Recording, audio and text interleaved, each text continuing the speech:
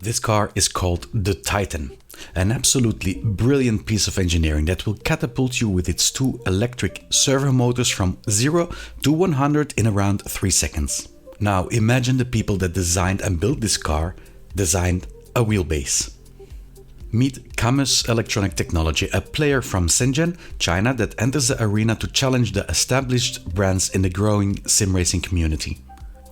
The first and still only wheelbase they released is the DDWB 2021, a wheelbase containing an industrial-grade servo motor that can generate a whopping 15 Nm of peak torque.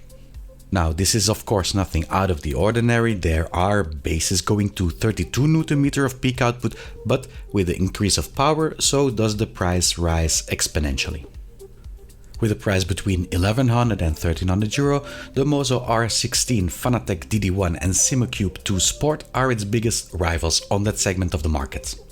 However, CAMMUS decided to launch its wheelbase for $899 USD, which is about 200 euro less than the competition. Is it any good?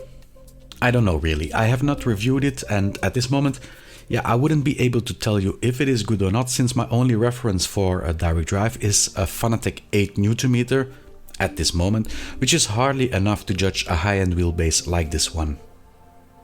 If you look at the specifications, it should be. It has a 50 Nm strong servo motor, the casing is made out of anodized aluminium and looks really premium.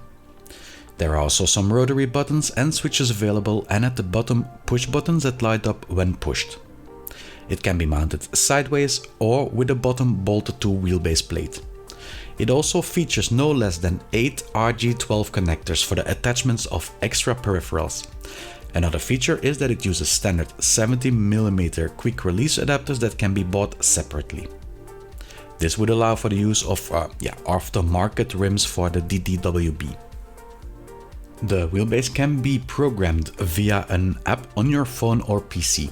The software looks straightforward, and although it seems that certain options are not yet available to set, a lot of them are. Connecting the wheelbase and the app is very easy by just scanning a QR code. For a person that likes automation, I'm pretty impressed that they thought about something like that. With 22 cm by 19 and a height of 14 cm, it certainly is not the smallest of the bunch or the lightest. But to be honest, I like my hardware a bit bulkier, so I don't mind at all. It is only compatible for PC at the moment, but the compatibility with Xbox is in the pipeline according to CAMMUS. So far, this all seems nice on paper, but also on the testing grounds and initial reviews, it shows a lot of promise. The list of games that has compatibility with the base is already quite long. The reviews I read and watched show that with a bit of tinkering with the settings, you can get very nice and detailed force feedback from this base. However, it does differ a lot from game to game and is still under development to make the necessary improvements. An in-detail report of the driving experience can be found on simraceblog.nl, who made an excellent review of it. Nonetheless, these are software related, and like with other wheelbases, it will be refined over time by CAMMUS and the sim racing community itself. The base is, in my opinion, more aimed at the more professional sim races. However, CAMMUS informed me that an 8 Nm base would be released in the upcoming months, and that base is the one I, being just a sim driver, am really looking forward to. Not more details are known about this, but looking at its bigger brother, it will surely have some potential. The vision of CAMMUS for sim racing is to come to the market with a complete portfolio of peripherals, and at this moment their ecosystem already consists of a shifter, handbrake and even a complete sim rig. The steering wheels they produce are of very high quality according to the reviewers, and they feel nice in the hands. Something I think is also worth adding, they have nice lifelike 33 cm steering wheels, which will only help immersion even more.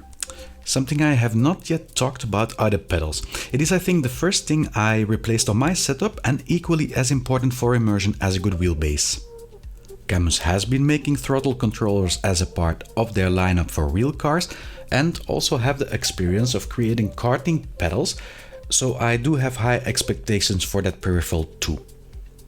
The company has a lot of going for itself, in my humble opinion. It is clear that they have the know-how to build decent hardware, the prices are excellent value bang for buck, and the ecosystem is impressive, and they are very innovative. But there are some things that make it a bit difficult for the company. Their official website does look a bit disorganized, and this can throw off potential buyers.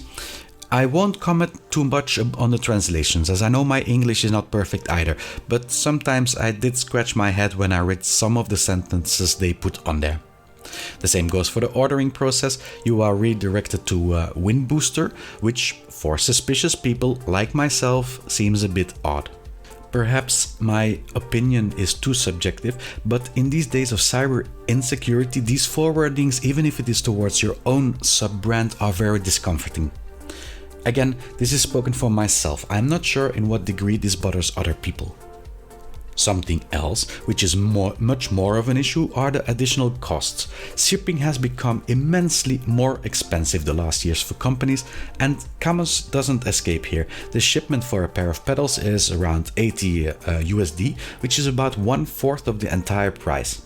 And on top of that, there usually is an import tax also, which can be reasonably high looking at the prices of the hardware. To tackle these issues, CAMMUS will implement some more changes in the future, be it via extra local dealers or via warehouses in central locations.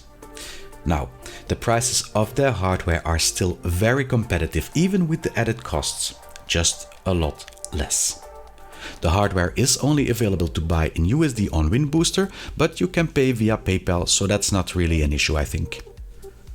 I have been communicating for a few weeks now with the representative, and I have a good feeling about this company. I have to admit that at first I was somewhat skeptical, mainly due to the condition of their official website.